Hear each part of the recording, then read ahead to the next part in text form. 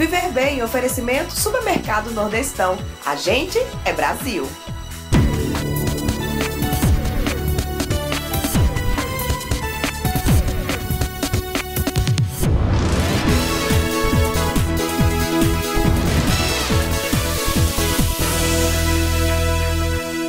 Olá, bom dia! Hoje é sábado, 19 de julho de 2014 e está no ar o Viver Bem, o seu programa de saúde, beleza e bem-estar. Amanhã é o Dia Mundial da Amizade e não tem nada melhor que um bom amigo para nos incentivar a seguir uma rotina saudável, não é verdade? Você tem um amigo que te incentiva a viver bem? Aquele que chama para ir para academia, para um lanchinho saudável ou para desabafar e encontrar a solução para algum problema. Você também pode ser esse amigo e as redes sociais ajudam bastante nesse quesito. Durante a semana, nós fizemos uma campanha no nosso Instagram e pedimos para as pessoas postarem fotos com os amigos que as ajudam a viver bem. E durante o programa de hoje, vocês vão conferir as melhores fotos durante a passagem de bloco. E agora, confira tudo que preparamos para o programa de hoje. No programa de hoje, vamos conferir os avanços na ortodontia, que vem garantindo mais rapidez e eficácia aos tratamentos. Confira os benefícios de se consumir o açúcar e a farinha de coco. Quer evoluir da caminhada para a corrida? Walter Molina dá as orientações. No estúdio, tem entrevista com o cardiologista Felipe Guerra sobre os cuidados que os atletas devem ter com o coração. E ainda, a receita de um chá termogênico para ajudar na busca pelo emagrecimento. Foi-se o tempo que uma pessoa passava 2, 3 anos para concluir um tratamento de ortodontia. Os avanços no diagnóstico, planejamento e técnicas utilizadas garantem mais rapidez e eficácia. Na Clínica Vicente de Paula, a ortodontia trabalha integrada com as outras especialidades e o paciente é quem mais ganha com essa sintonia. Um sorriso bonito e funcional é sinônimo de beleza e principalmente de saúde. A ortodontia evoluiu bastante e vem garantindo resultados surpreendentes. Na Clínica Vicente de Paula, o ortodontista Ranieri Souza utiliza técnicas inovadoras e que fazem diferença no resultado final dos pacientes. A ortodontia reabilitadora é um novo conceito da ortodontia e ela é embasada em duas grandes inovações, né? Já começa no diagnóstico, onde a gente utiliza, onde ela preconiza o uso de tomografias do crânio, né, completa, da face completa do paciente, do crânio completo, e onde é feito um mapeamento de todo esse crânio do paciente, medidas são feitas, ângulos e tal, e a gente consegue ter uma avaliação tridimensional desse paciente, né? Isso nos fornece muito mais informações do que o que a ortodontia usava, que eram as radiografias que são bidimensionais. Então a ortodontia reabilitadora ela tem essa primeira inovação, que é o uso da tomografia no diagnóstico, e tem a sua segunda inovação, que são o uso das mini placas, né? Que essas mini placas elas vão resolver um problema que a ortodontia sempre teve também, que é o problema da ancoragem dos dentes, né? Então essas mini placas elas são fixadas na mandíbula, né? E através dela a gente pode restabelecer, nos casos em que a gente está tratando, em que a gente trata, a simetria da arcada dentária dos pacientes. Então, com o uso das mini placas, a gente consegue diminuir o tempo de tratamento e a gente consegue reduzir a um número muitíssimo elevado a quantidade de extrações de premolares. Eu ouso aqui arriscar até a menos de 1%. Hoje em dia, de extração de premolar, tudo isso em função do uso das mini placas. Além do diagnóstico preciso com a tomografia, a avaliação clínica também é essencial para o planejamento do tratamento. No estúdio montado em seu próprio consultório, ele produz fotos e vídeos antes, durante e depois do tratamento, como essa sessão da professora Priscila Teles, que já fazia tratamento ortodôntico há 2 anos, mudou de cidade e procurou o Dr. Ranieri para dar continuidade ao tratamento aqui em Natal. Depois dessa avaliação completa, ele propôs o uso das mini placas. Ela aceitou e já comemora a evolução do seu caso. Inicialmente você fica um pouco assustado, né? Porque de todo jeito era uma mini cirurgia e implantar essas placas, mas foi bem melhor do que eu imaginei. O procedimento é rápido. Você fica na primeira semana, claro, com um pouquinho de dificuldade, não pode mastigar muito para não magoar, mas a recuperação é muito rápida. Você não fica com você acha que vai incomodar por estar com aquela placa, aquela coisa nova na sua boca, mas não incomoda. Com uma semana, no máximo 15 dias, já está bem cicatrizado, você já está mastigando normal e não causa nenhum incômodo. Você se acostuma que você nem percebe que está com a placa. E assim você percebe que a cada semana a diferença é muito perceptível, fecha muito rapidamente.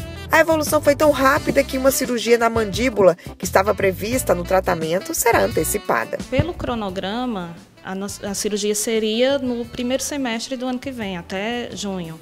E provavelmente vai ser feita ainda esse ano. E uma outra coisa boa assim, em relação às mini placas é que eu não precisei extrair dente. Porque se fosse no tratamento convencional, além de demorar bem mais, ia ser quase que... Não tinha outra forma a não ser de extrair o dente. Com o uso da mini placa, como o deslocamento facilita o deslocamento, é mais fácil dos dentes, não é necessário fazer essa extração. Essa evolução tornou a ortodontia reabilitadora peça-chave para outras especialidades da odontologia. Então hoje eu consigo oferecer muito mais previsibilidade, por exemplo, à implantodontia, aos casos de implantes, aos casos de estética, aos casos de cirurgia. Porque eu tenho esses dois elementos que hoje em dia são fundamentais no tratamento. Exatamente por isso, reuniões como essa, para discutir casos e planejar de uma maneira multidisciplinar, são frequentes na Clínica Vicente de Paula. E quem ganha com isso são os pacientes. Primeiramente pelo diagnóstico, que é um diagnóstico mais preciso, né, do posicionamento dos dentes. E acho que também a grande vantagem é a estabilidade que o paciente ganha, né? Os caninos vão estar bem localizados, os molares, então isso facilita para a gente bastante na prótese, né?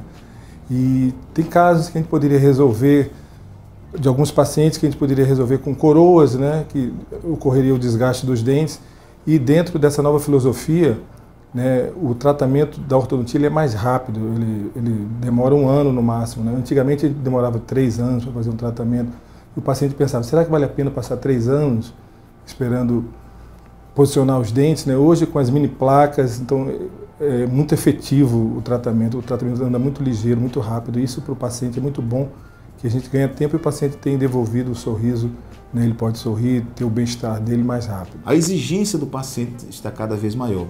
Os pacientes procuram a cada dia tratamentos mais rápidos, tratamentos que tenham uma melhor estética, que tenham uma melhor função e com certeza também buscam melhores custos de tratamento. O cirurgião dentista precisa, o especialista precisa procurar equalizar todos esses aspectos no sentido de que ele não se precipite e venha oferecer um tratamento que não venha atender as expectativas do paciente. Dessa forma, essa interação das especialidades assume um contexto de grande importância, porque permite que o que a implantodontia pode oferecer agregado com o que a ortodontia pode oferecer, com o que a odontologia estética pode oferecer, todo esse conceito de especialidades baseado em princípios científicos possam ser usados para o bem do paciente no resultado final. E os pacientes têm entendido bastante isso. Os pacientes entendem a importância dessa interação quando eles às vezes procuram para fazer implante e ele se vê diante de uma sala de reunião como essa, onde ele vai debater o caso junto com o periodontista, junto com o cirurgião bucomaxilofacial, junto com o reabilitador oral, junto com o dentista que trabalha na parte de odontologia estética. E a importância que nós vemos que o paciente valoriza ele sente confiança, sentindo que está sendo atendido por uma equipe multidisciplinar que objetiva prioritariamente um resultado final satisfatório. Um sorriso perfeito.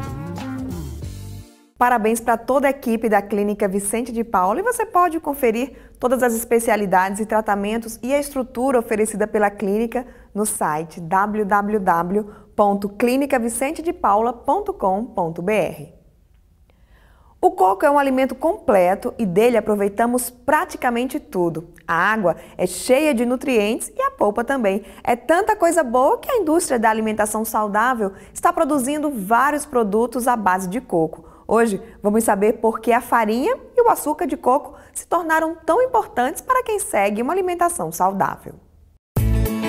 A farinha e o açúcar de coco são grandes aliados para quem busca o emagrecimento através de uma alimentação saudável. A farinha é orgânica, sem açúcar rica em fibras e não contém glúten. Comparando com outros grãos, ela tem 4 vezes mais fibras que o farelo de aveia, 3 vezes mais que a semente de linhaça moída e 2 vezes mais que o farelo de trigo. Tanta fibra só pode proporcionar muitos benefícios ao corpo.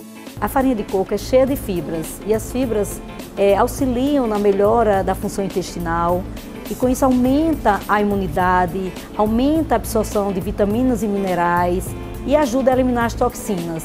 E ainda traz como benefício importante a redução do colesterol ruim, que é aquele colesterol que entope as artérias, ajuda a equilibrar a glicose e é uma parceira do emagrecimento, porque reduz a quantidade de gordura corporal. Não sabe como consumir a farinha de coco? A nutricionista Graça Moraes dá umas dicas. Pode ser consumida na forma de mingaus, de bolos, tortas, você pode acrescentar o iogurte, as frutas, fazer shakes. Então é uma farinha assim, extremamente saborosa que você pode diversificar ao máximo no seu cardápio diário. E quem vive atrás de adoçantes e açúcares mais saudáveis e light tem tudo para gostar do açúcar de coco. Ele também é orgânico e é obtido das flores do coqueiro. Tem o mesmo poder de adoçar que o açúcar mascavo, mas leva vantagem por ser mais magro. São 10 calorias por colher de chá, diante de 19 do açúcar mascavo. Outra vantagem é o índice glicêmico, bem mais baixo dos açúcares comuns derivados da cana e do mel. Essa glicose vai ser absorvida lentamente, então ele vai auxiliar bastante nas dietas de emagrecimento, as pessoas que estão buscando uma melhor qualidade de vida. Esse açúcar é bem saboroso, o sabor é bem parecido com o do açúcar mascavo, então é extremamente importante que você possa substituir o açúcar comum pelo açúcar de coco. O interessante é que você pode substituir na mesma quantidade e é bem saboroso e que você não vai perceber a diferença nas características de sabor do açúcar. Os diabéticos também podem consumir, mas a nutricionista faz uma ressalva. O açúcar de coco pode ser substituído, agora dentro de um cardápio individualizado e prescrito por um nutricionista se esse diabético estiver com as dosagens normalizadas.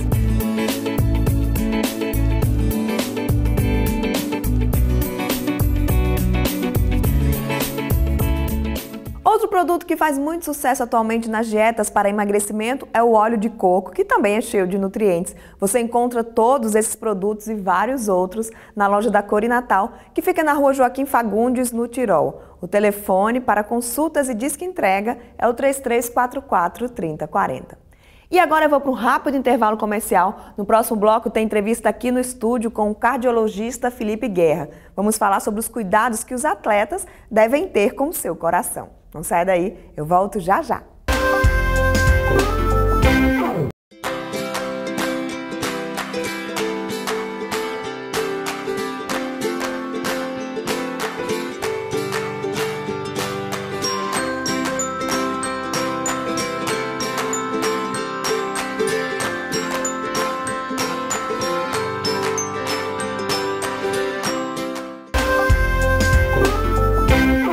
Entre as recomendações para preservar a saúde do coração está a prática regular de atividade física, mas só isso não é suficiente, por isso hoje eu recebo aqui no estúdio o cardiologista Felipe Guerra e nós vamos bater um papo sobre os cuidados com o coração das pessoas que praticam exercício com regularidade.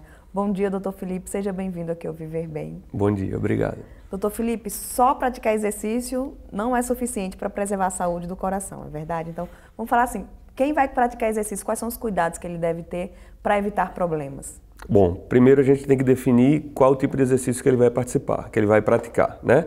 Existem exercícios que a gente chama exercícios competitivos, esportes de competição, e existem exercícios recreativos, que a pessoa faz para melhorar a saúde como recreacional.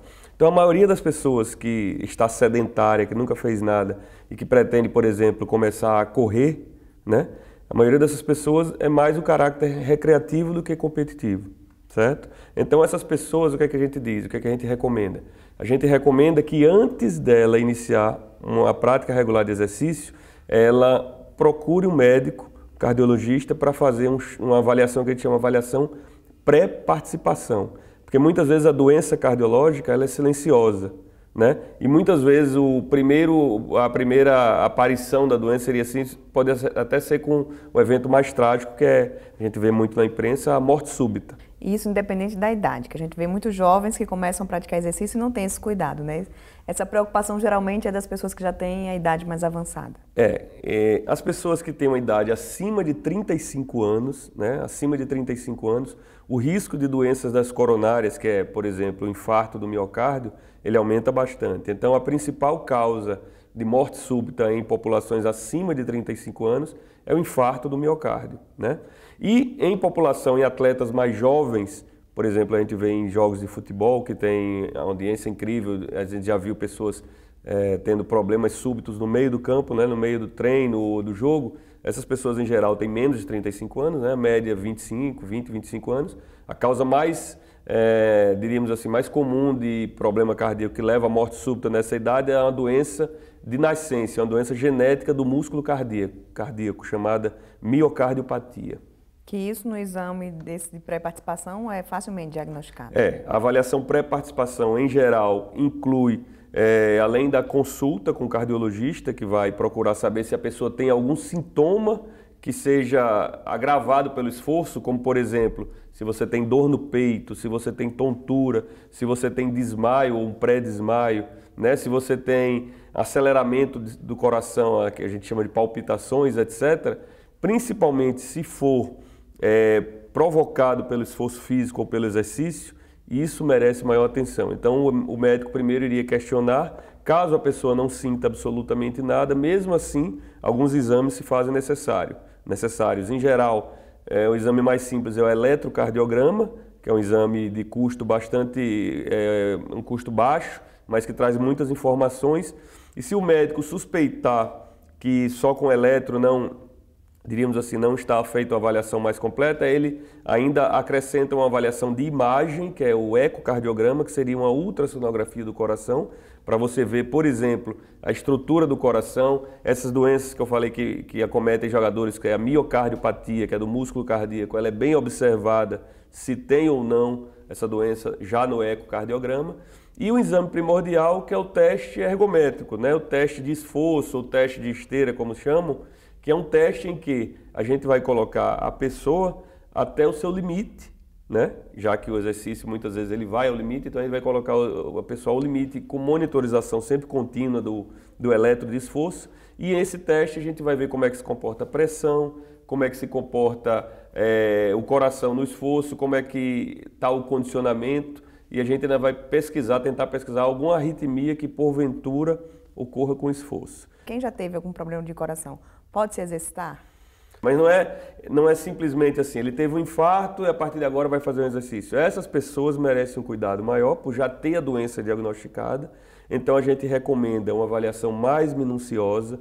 Muitos, a gente faz também, trabalha com reabilitação cardíaca, então a gente pega alguns pacientes, faz um trabalho supervisionado em que a gente faz exercício com supervisão médica, com a supervisão mais em cima da carga de exercício imposta, um preparo, um condicionamento, para aí sim liberar eles aos poucos para qualquer atividade física. Inclusive vale ressaltar que desde que um cardiopata, que a gente chama safenado, etc., se ele tiver feito um trabalho de condicionamento, né, todas aquelas etapas, e ele os exames absolutamente normais, e ele quiser se submeter, participar de uma prova de alto esforço, como por exemplo uma maratona, não há contraindicação, desde que ele não apresente complicações e faça todo um trabalho de base. Outra dúvida, eu vejo muito, seja naquelas peladas de futebol ou até mesmo as pessoas que correm, o grupo de ciclismo terminou a prática do esporte, vai tomar cervejinha, eu vejo pessoas fumando,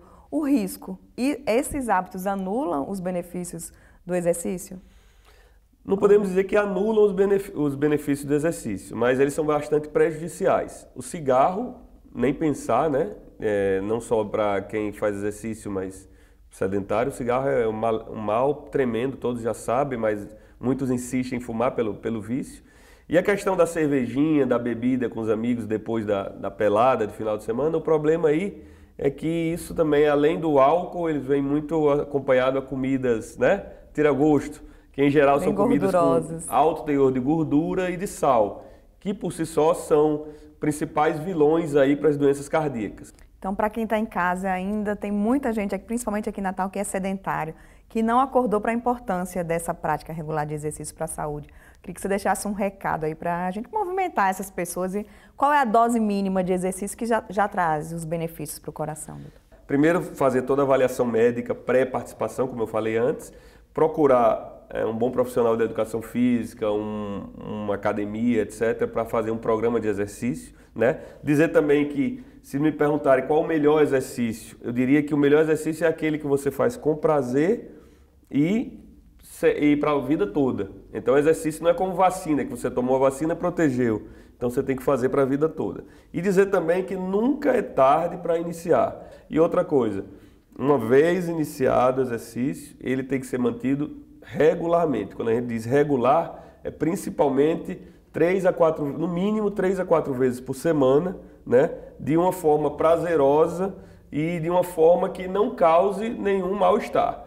Olha aí, muito obrigada, doutor Felipe, pela sua entrevista hoje aqui no Viver Bem. Eu que agradeço. E a gente vai para o intervalo. No próximo bloco tem dicas para quem quer evoluir da caminhada para a corrida. Eu volto já já.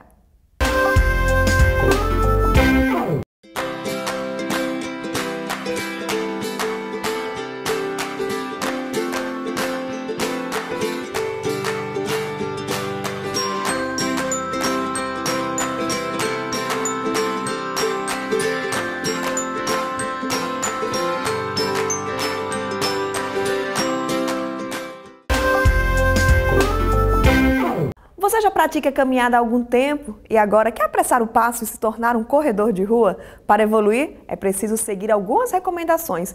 E eu fui em busca dessas informações para ajudar você com o educador físico e treinador de corrida, o Walter Molina. Confira. As irmãs Lorena e Mariana Azevedo decidiram dar início a um programa de exercício regular. O objetivo delas é começar a correr. Por isso, procuraram uma assessoria para evoluir gradativamente da caminhada para a corrida. Totalmente diferente você contar com uma pessoa que entende do assunto, né? Porque ele ensina tanto as suas passadas, ensina a respirar, porque você tem que saber respirar para poder correr direito. Não é só chegar e botar o tênis como você disse, não. Você tem que ter todo um apoio para que o exercício seja feito da forma correta.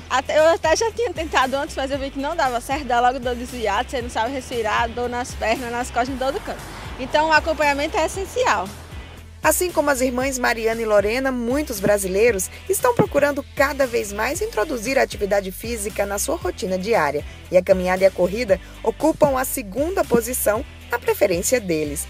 Em média, 40% das pessoas que ingressam em programas de corrida conseguem transformar o sonho em realidade, ou seja, passar da caminhada para a corrida. Outros 60% acabam desistindo por falta de estímulo ou orientação adequada, o que muitas vezes acarretam em lesões. Para evitar que isso aconteça com você, fomos em busca da orientação do treinador de corrida Walter Molina. Assim, você vai saber exatamente o que deve fazer para conseguir evoluir da caminhada para a corrida.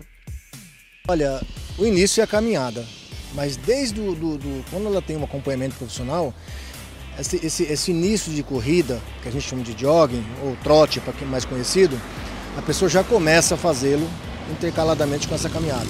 Precisa só avaliar onde vai ser feito, a qualidade do terreno, se não tem ladeira, se não tem descida demais, para ela começar a intercalar subidas, trote com caminhadas. Isso é importantíssimo. Tá? É importante também frisar que a primeira distância dela são 5 km. Ela tem que ter isso em mente. Ela não pode queimar a etapa. Vão para o 5, que é mais fácil de ser atingido, depois do 5 pensa em outra coisa mais para frente. Ou um 5 mais rápido. Mas essa transição ela tem que ser feita gradual, tá? Respeitando os sinais do corpo.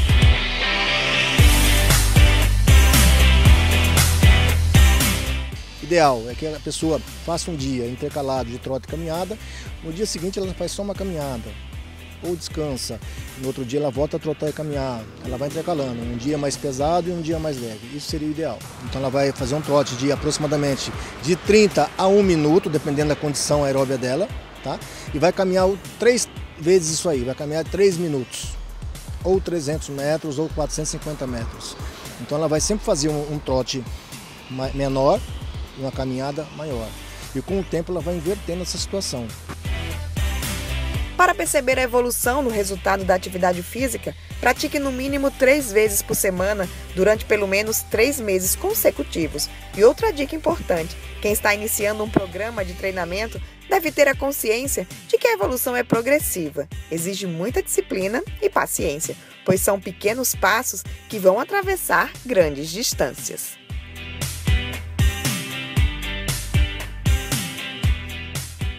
E para encerrar o programa, que tal aprender uma receita de um chá termogênico, saudável e gostoso? Quem vai nos ensinar o passo a passo é a chefe Marina Pantoja, do Flor de Sálvia. Olá, bom dia! Hoje a gente vai preparar um chazinho detox em mega aliado para quem está na busca pela perda de peso.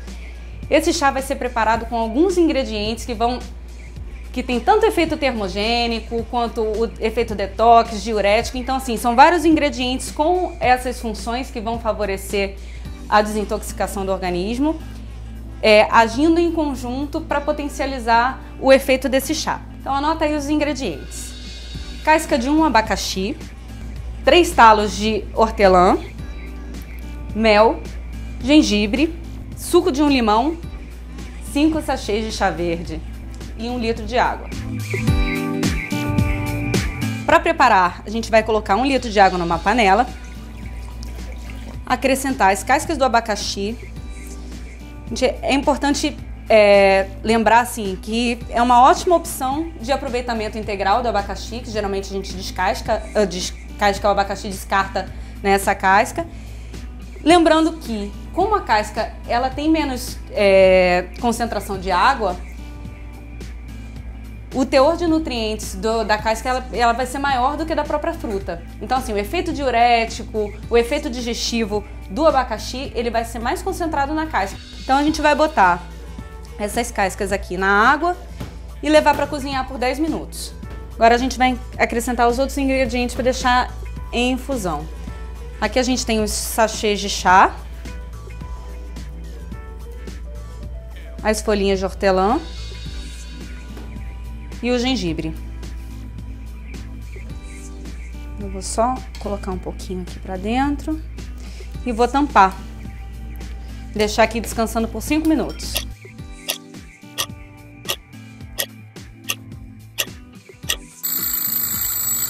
Bom, agora, depois da nossa infusão de 5 minutos, a gente vai retirar os sachês, vai tirar o pedaço de gengibre e vai tirar o hortelã. Agora, esse chá quente a gente vai bater com gelo, que é difícil tomar um chá quente aqui em Natal, né, com o nosso calor.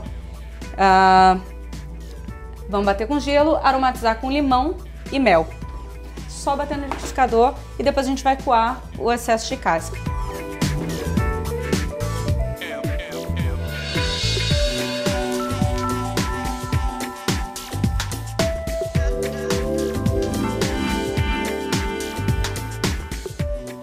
Bom, então tá aqui nosso chá diurético, antioxidante, termogênico, super bacana para a saúde, né? Serve para ser consumido como refresco durante o dia, antes das atividades físicas. Ele pode ficar na geladeira e um detalhe legal, né, para vocês saberem, é que o limão ele pode ser acrescentado na hora de tomar. Então, assim, dessa forma a gente tem como armazenar durante várias horas na geladeira sem ter perigo do chá amargar. Espero que vocês gostem. A receita completa está disponível no nosso site. Acesse www.guiaviverbem.com.br. No próximo programa, confira as vantagens de se realizar um bronzeamento a jato. Conferimos as receitas da oficina de gastronomia funcional que a nutricionista Graça Moraes realizou para seus pacientes com intolerância à lactose. E ainda, o último treino dos natalenses que vão participar da meia maratona do Rio de Janeiro. E o programa hoje chegou ao fim, mas você pode continuar ligadinho na gente durante toda a semana e 24 horas por dia. É só acessar o guiaviverbem.com.br ou seguir nossos perfis nas redes sociais. Estamos no Twitter, no Instagram, no Facebook. Você nos encontra, é só digitar Guia Viver Bem. E todos os vídeos que são exibidos aqui no programa também ficam disponíveis lá no nosso canal no YouTube. youtube.com/TV Viver Bem. Um ótimo final de semana para você e até o próximo sábado. Nosso encontro é às 9 horas da manhã aqui na TV Ponta Negra. Ótimo final de semana e até lá!